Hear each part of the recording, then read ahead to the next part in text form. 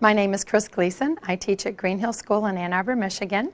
I've been teaching for 27 years. Initially, I was teaching high school and at the community college level, and currently I'm teaching in 7th and 8th grade middle school science, and I'm a team leader. We have students use a variety of search engines in order to look for background information. I wanted to show that I don't lecture, that I'll ask questions and ask them to give me what it is that they found. And since they'll use a variety of techniques within the same search engine, they will ask different questions to get at the same information that I might want, or they might use a different search engine.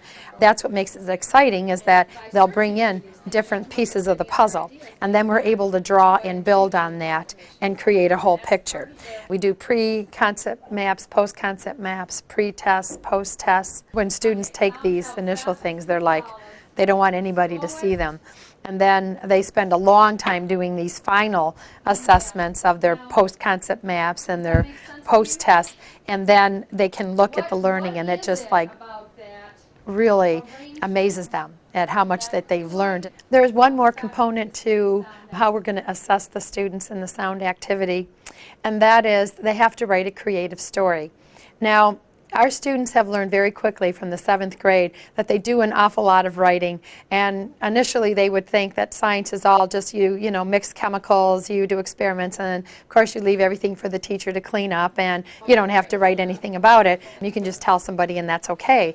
So we do a lot of revision with them so that they learn how to do it the right way.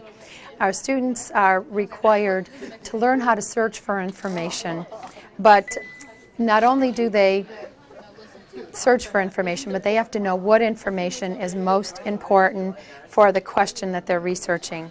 So by taking them through the process, we really believe very strongly that in our middle school science program and in our middle school in general, that we teach process to the students. So they know with all the information that's out there, they don't have to memorize a ton of information because they can get it if they know where to look for it, and then how to sort through it and take what's most important for them. So we hope to teach that to them.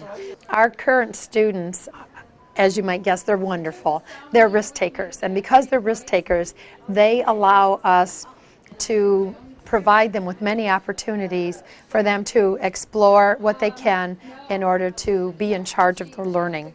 They're not just given carte blanche, but with some direction. They can answer their own questions that they have. They're encouraged to ask questions.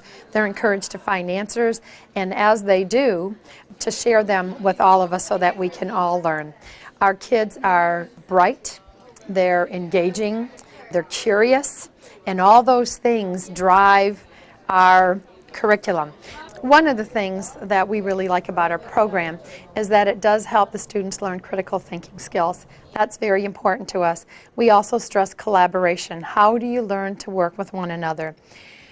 Today, if you go out into the workplace, people are working together with one another. Not one person is doing one part and one person is doing another part, and then you put the things together and hopefully you come out with a whole.